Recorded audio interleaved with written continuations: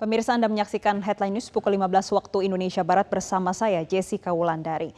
Pemirsa, Polda Metro Jaya menyerahkan Mario Dandi ke Kejaksaan Negeri Jakarta Selatan setelah berkas perkara dinyatakan lengkap. Untuk informasi selengkapnya akan disampaikan rekan Sisilia Sinabariba dari Polda Metro Jaya, Jakarta.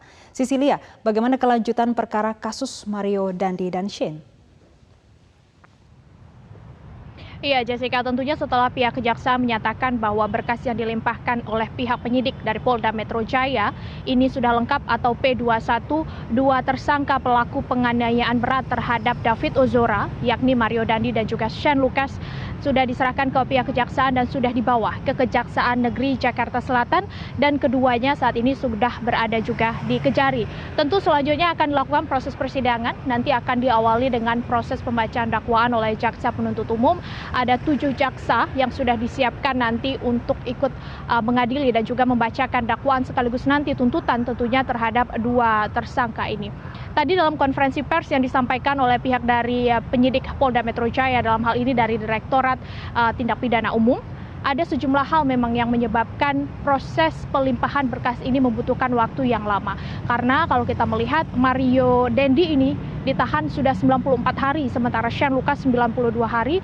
Dan kalau kita melihat untuk proses penyidikannya saja membutuhkan waktu setidaknya 2 bulan 22 hari terhitung sejak penerbitan surat perintah penyidikan.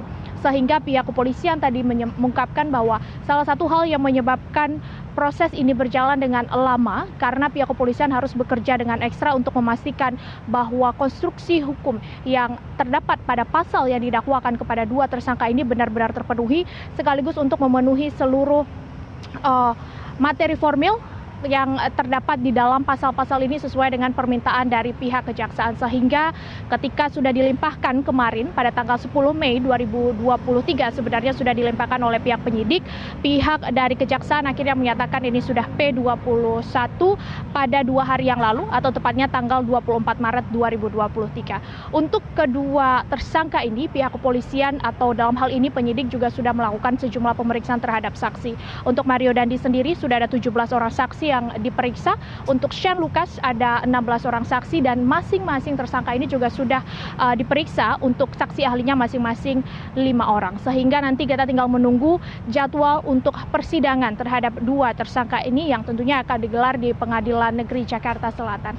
Tidak hanya itu, tadi dalam konferensi pers yang digelar oleh pihak dari Direktorat Tindak Pidana Umum Polda Metro Jaya ini juga menyampaikan terkait dengan kelanjutan laporan yang dilaporkan oleh anak korban AG yang juga dalam perkara ini menjadi anak yang berkonflik dengan hukum, yang melaporkan Mario Dandi atas dugaan pencabulan.